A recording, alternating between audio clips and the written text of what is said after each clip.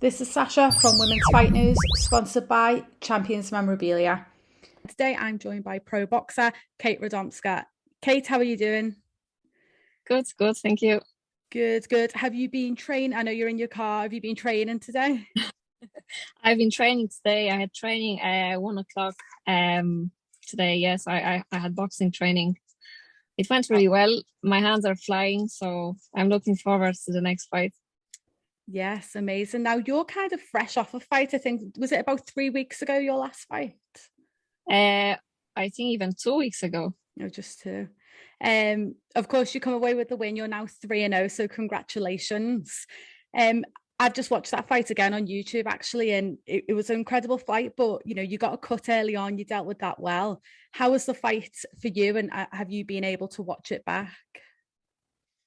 Um, so I'm really happy from my performance because I felt really relaxed going to the fights and in the fights, as you could see. Yeah. Um, so yeah, so like I was really happy from my performance. You can always do something better, and I'm sure I'm gonna do it in the next fight. But it's great to climb up the ladder to eventually to see my name number one in Europe, because I'm number four at the moment after only 3 fights. But I know I'm gonna fight those girls very soon. Yeah, and get yourself that number one spot. Yeah. Like I said, you obviously got a cut. I think in round two, you dealt with it well. It's not the first time you've been cut, is it? So, is it Um, something that you're just getting used to now? Well, no, that was actually my second cut, and Yeah. it's funny because it was literally in the same spot, a little bit lower than the first cut, because I had a head clash Mm. in my on my pro debut. So basically, I got everything I possibly could on my pro debut, and that cut was one of them. But that first cut happened in the sixth round. I think it was 1 minute to go, Yeah. so the first one was really bad because the blood literally came Mm. out on or like covered my whole eye, so I Yeah. couldn't see anything. But that's the moment when when you use your heart to fight. In this fight, that cut really didn't bother me at all. Mm. Um, I knew my coach will fix it very soon, and that's exactly what he did. So I was laughing the last time, like as you could see in my post, that Will Jones was fixing my makeup. So Yes. he did really well. And that was actually his first cut. So he did Oh, really wow. well. Because yeah, he done a great job, and like I say, it didn't look like it affected you at all. Obviously, like you said, that first fight that you had, that first pro fight, that was a nasty cut, but there's a great picture of you, where your whole, like, I don't know if it was left or right side, but it was just covered in blood, which always makes for a great picture. I'm sure it's not what you want during the fight. Lucky enough, it Oh was the no. last round, but like you say, you got to tick boxes. Like people love it for some reason, because I think it's because you don't see that many bloody fights in a women's boxing. Maybe that's drastic. Like if you Mm. sit close to the ring and you see something like that, it's really like they just get excited when they saw it. Like I was like, oh, okay. They do, don't they, boxing fans? It's quite a funny sport when you think about it, isn't it? Because you're just watching two people beat each other up till they're black and blue. We want everyone to get cut and bleed and get knocked out. And you think, what an odd sport it is, actually. People love it. Like I say, they just love the emotions. Like Yeah. because it's interesting. Most of the fights, they are entertaining. So Yeah. people just love to watch. They just love to comment after, and they always have their favorite fighter. So they always like they can't for wait for them. So Yeah. yeah. No, that's it. And obviously, all your fights, I think, are available on YouTube. And I think of all of them being shown on Fightzone as well. Yeah. Yeah, you can watch all my fights back on Yeah. Fightzone. Yeah. Yeah, and what a great I love Fight Zone because of this, because there was a time that we would miss fights like this and you wouldn't get to see someone fight until they're like, on a matchroom card, but actually you're missing some unbelievable fighters, unbelievable fights as well. So how important is something like Fight Zone being for the start of your career? I think it's very important because it's great to fight for the people who actually are coming to see your fight, but also people who they can't travel there from all over the world, and they would love to see someone who just start. And I believe my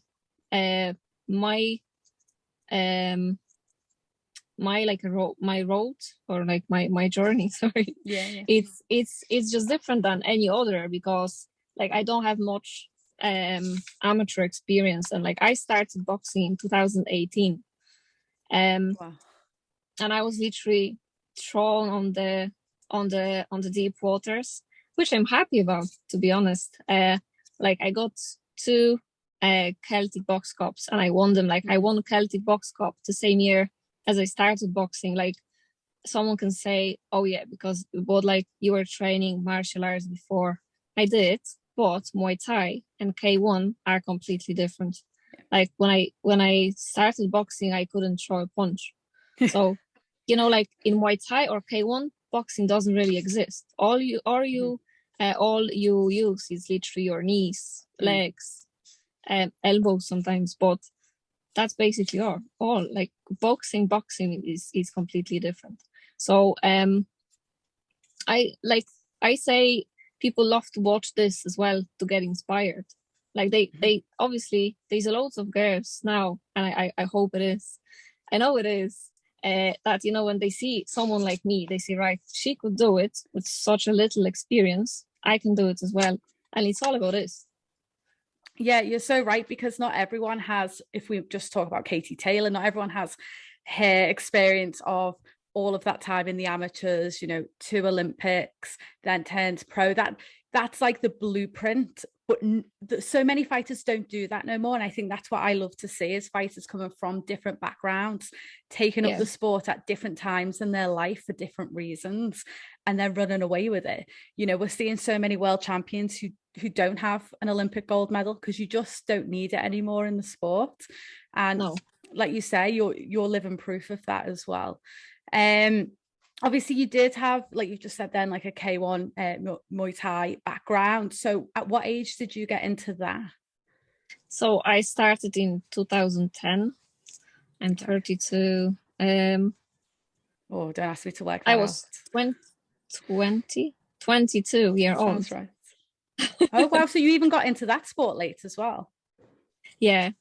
No, like I never really think that I can't. Like I even for a second. I like when I went to Haringey Box Cup in London, like I was fighting girls who had like 30, 40 fights. And I had maybe 10, not 10, like 5 fights in boxing. And I won. So, I believe if you believe in a 1% and you believe you are in that 1%, you're gonna win.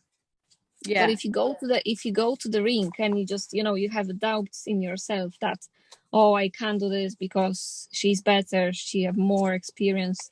Experience, it's not really the most important thing. Like boxing is very mental, like any sport, to be honest. And that's why that 1% it's really important. And I believe in 1%.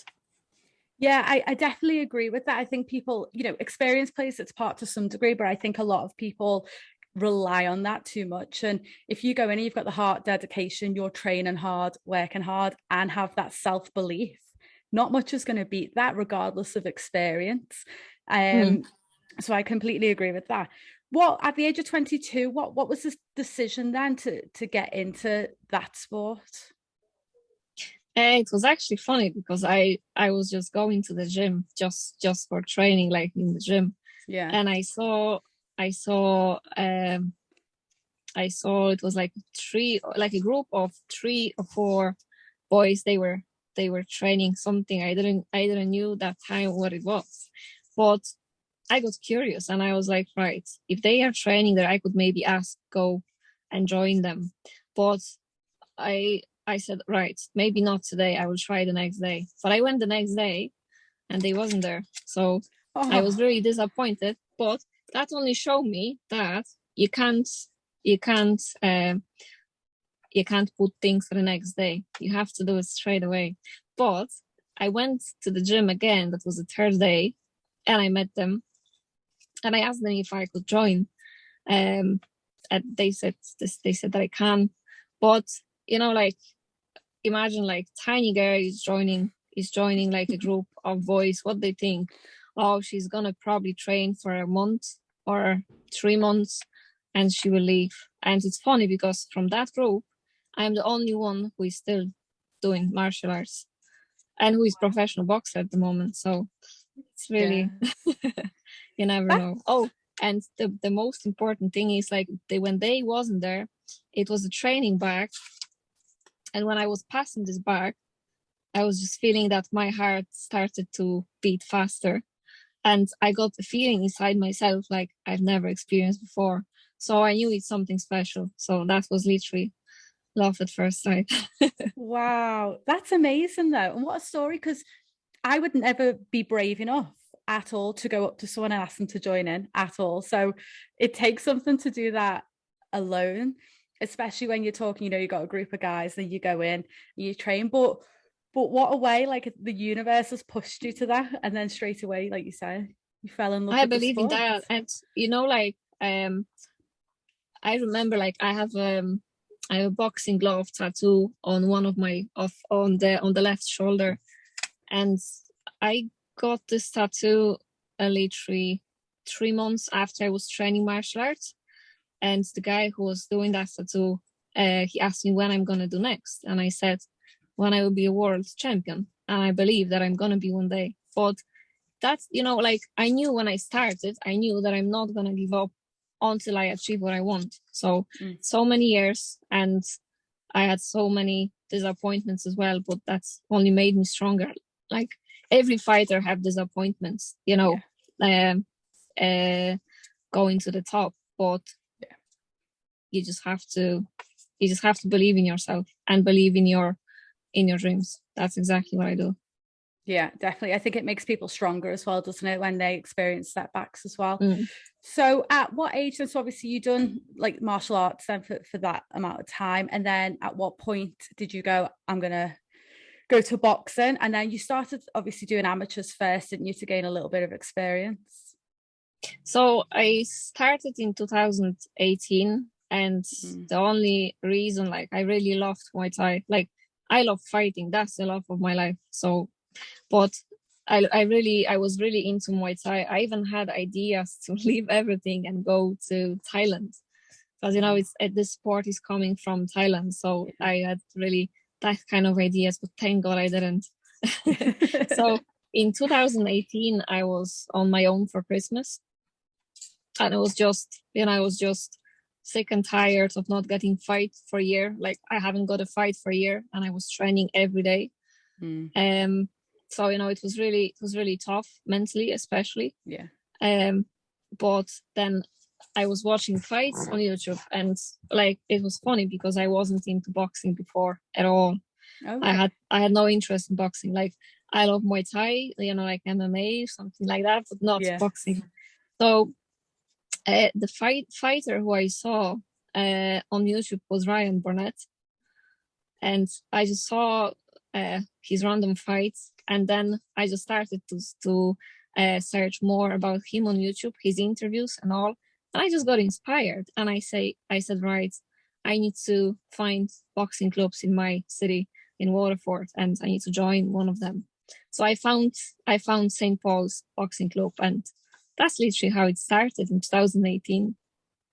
Wow. So all just from like sitting on YouTube and kind of scrolling through. Yeah. Wow. Isn't that incredible? So that's kind of like, in a way, a similar story to the first one, in the sense of you've kind of just fell into it.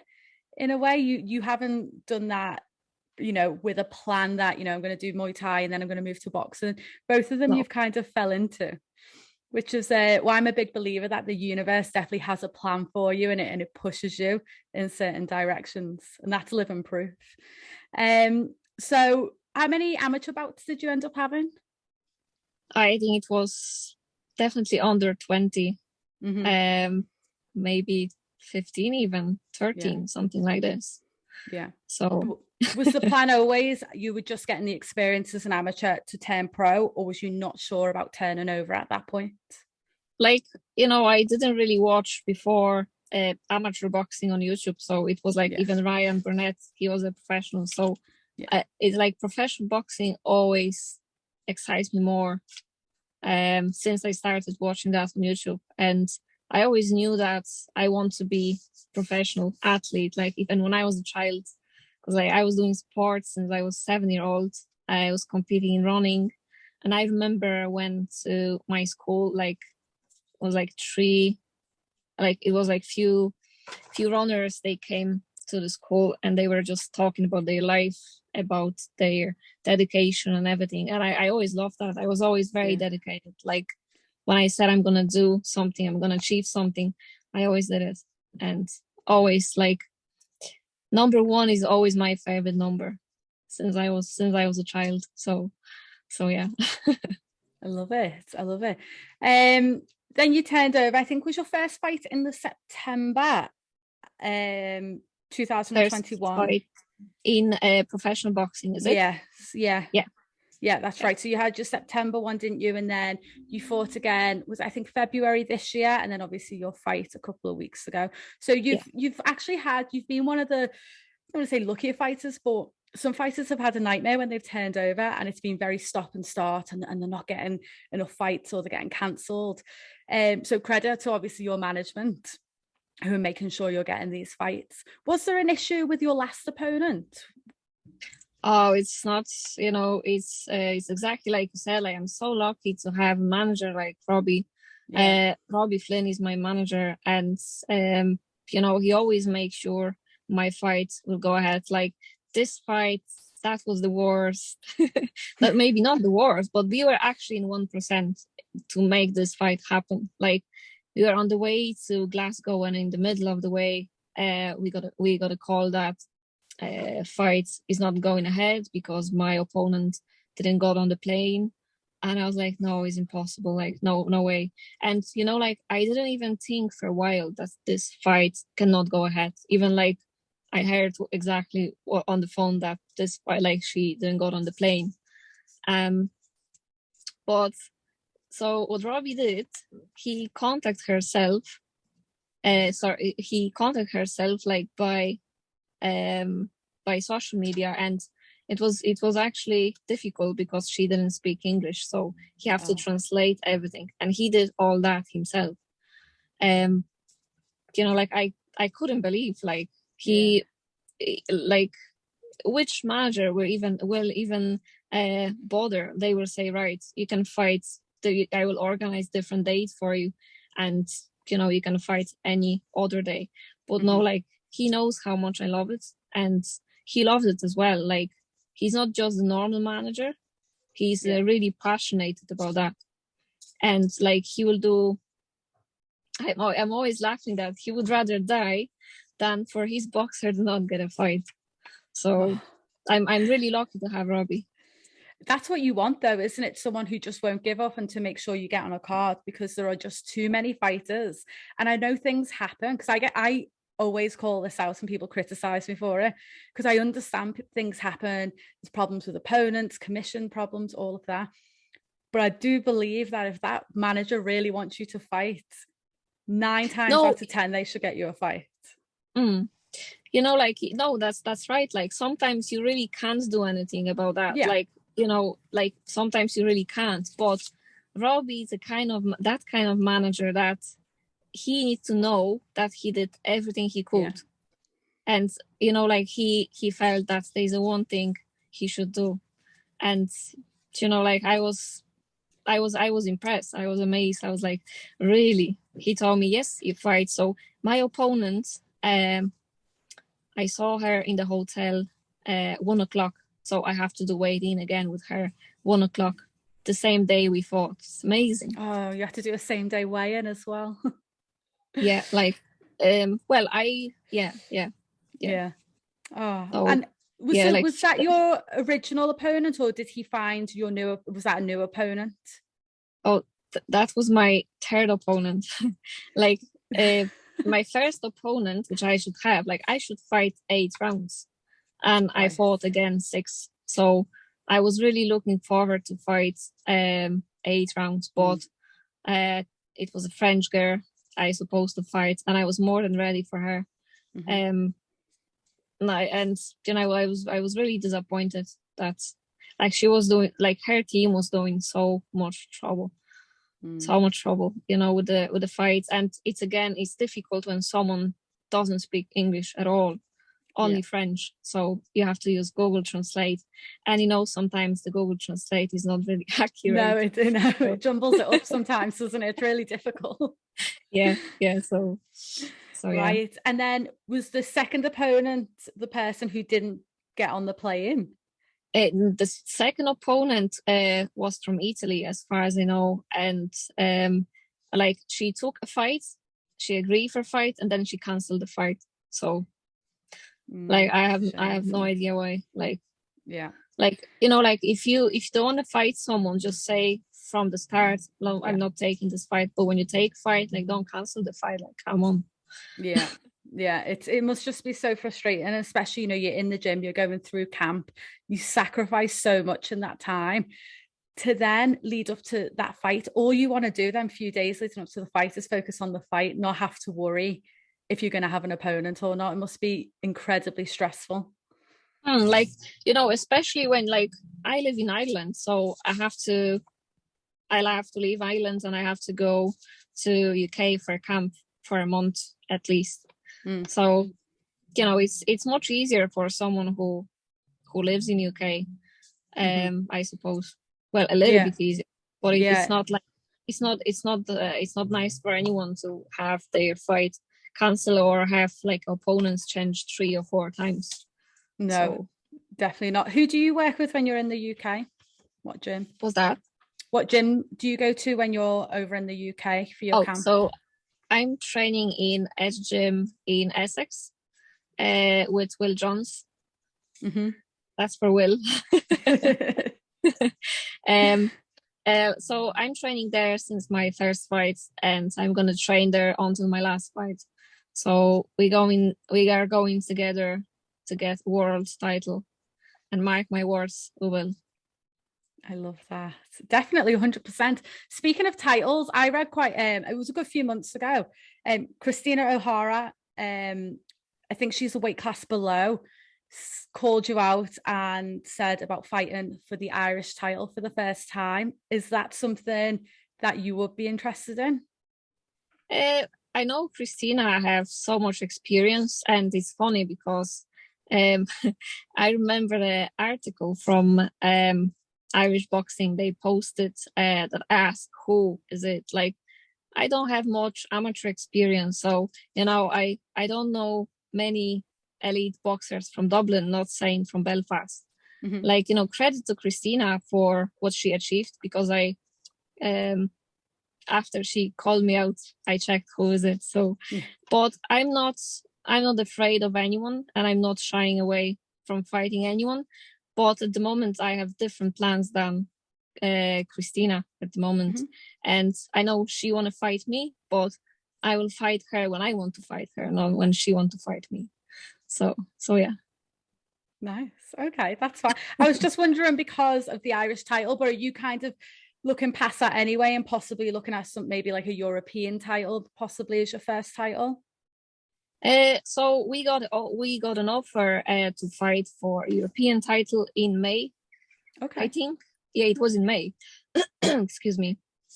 But it was just it will be too much rush to get that, and to be able to fight for a European title, you have to fight first 8 rounds, which I should fight 6th of May. But I didn't. Okay. So yeah, of course. Yeah. And plus that wouldn't have been a lot of time then, would it, from your last fight to get ready for that European fight then, would it? You wouldn't have been able to rest and have a full camp. From my last fight. Yeah. So was that before or after your last fight you got offered the European title? Yeah. So I got the offer after my second fight. Right. Okay. Yeah. But obviously, your plan is to have an 8-rounder and then look at that like fight you next. Can't, it's not up to me. Like if that was me, I could go there and fight. Like I know you can't rush things, but like to be able to fight for that title, you need to because I think it's over 10 rounds. So you can't fight 6 and then 10. You have to fight 8 and then 10. So I'm gonna get this title. I'm gonna get this title, so it's gonna be mine.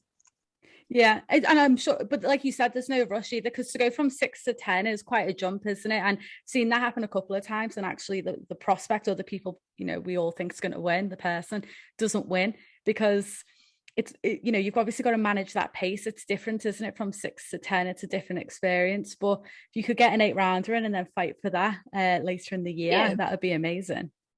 Definitely, yeah. I hope to fight for this title in the end of this year. If not, definitely the next one. And like I said, this title is going to be mine. And then you've got that title. So you've got the European title. What's next? Is it a world title? I suppose, but you have to defend this title as well. And I always say that maybe, I'm not sure if that's the right word to say it's easy to win a title, because it's not, but it's definitely easier to win a title than defend it. So that's why I say that when I'm going to win this title, I'm going to keep it, because it's gonna be mine. And then could we see the Kristina O'Hara fight for the European, if she's going to call you out? And bring it on. Now, obviously, you're originally you were born in Poland, weren't you? And then you moved to Ireland. That's correct, isn't it? Yeah, but your nationality, you're Irish, though, aren't you? No, like I was born in Poland, but I moved to Ireland in 2008 when I was 18. Right. Okay. So have you got like a dual citizenship then? Yeah. Is that how? Yeah. No, that's fine. So, obviously, you've been in Ireland quite a while. Katie Taylor, is she an inspiration to someone like yourself? Obviously, what she's done for Irish boxing, women's boxing, sport in general has been incredible. Katie Taylor is it's massive inspiration. Like, I remember when I was training Muay Thai and I saw Katie Taylor first in newspaper, and I was like, who is Katie Taylor? And then I started to read about her and I said, wow, she's incredible. Like, and she's a role model to everyone here in Ireland and all over the world. Like, I love to watch her fights. Like, she's really entertaining and she's fast. Really love to watch her style. And like, when she fought with Amanda Serrano, with Amanda Serrano, like, it was really hard for me to watch because I love both of them. Like, I watch Amanda Serrano as well and Katie Taylor, but no, I knew Katie's gonna win. Like, Amanda, it's really strong. She's really powerful, but Katie is just fast. So that's exactly how she fought, like, in and out. So yeah. And the heart, like, Jesus, the heart she has, it's amazing. The chin she had, I didn't know she had it in her. No, I'm a huge fan of Katie Taylor, but I did not know. I don't know anyone else who could have survived that 5th round. That was just very special. I think it was in the 5th round, was it? Yeah, 5th round, right halfway point, and I just thought there's no way she can get back in that, because even when she walked to the corner, her legs were like jelly. But she's got a great corner as well, and obviously she come out and she had a completely, in a way, like a different game plan, I think, actually, and she stopped Amanda from doing that again. Like, what she did wrong, like, she got into the fight. Like, even sometimes when I was sparring, I had the same problem, that I was getting into the fight. Like, you don't have to do it. Like, Katie, like, every boxer is different. Some boxers are better in the mid-range. Some of them are in, to fight like a closer. But I believe that style suits her better. Like, she fought until the 5th round. But then I watched the interview after the fight with Katie, and she says that she just likes to switch off from time to time. So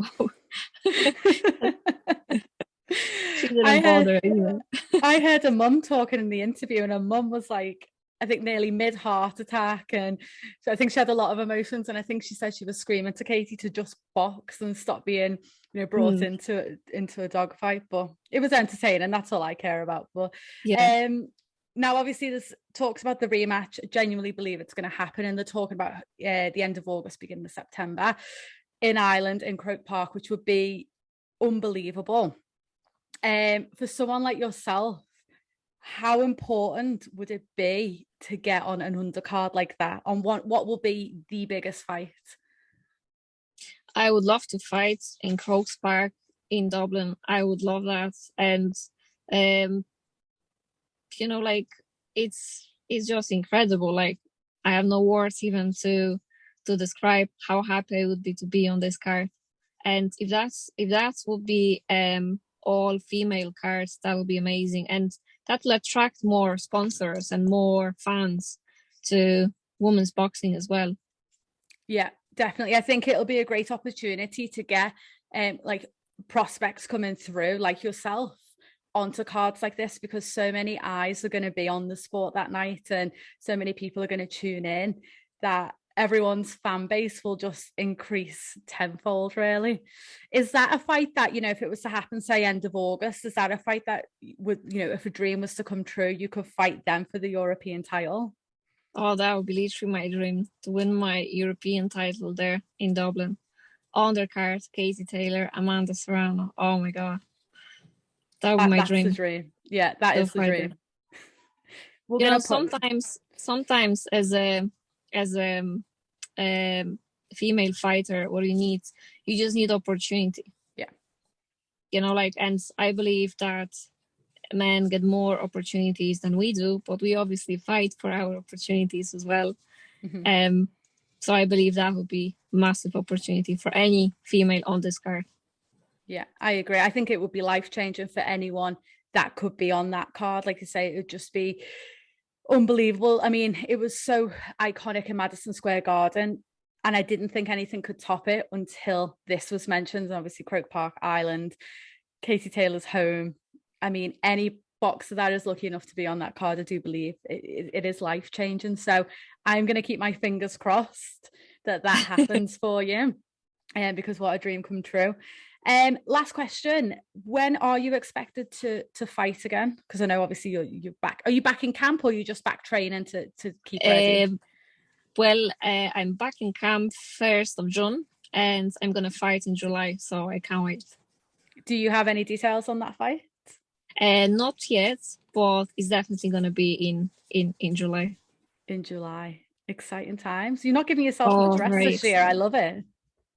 You know, like, I believe if you love something, like, you don't need a rest. Like, boxing is my rest, and it's my entertainment, it's my everything. So I don't need rest from boxing. Like, I got caught, but I actually forgot which eye it was. I think this one.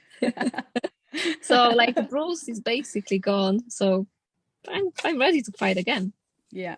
And that's it, isn't it? I think after a performance like that, you must be so motivated to just get back in the gym and get ready for that next fight, and just keep improving as each fight goes on. Yeah, exactly. That's exactly how I feel. So I really can't wait for another fight. Amazing. Well, I wish you all the best. I wish you the best in this training camp and in your next fight. I'm going to keep my fingers crossed that we see you announced on this huge undercard. And like I say, best of luck, and we'll keep in touch. Thank you. Make sure you give this video a thumbs up and hit subscribe.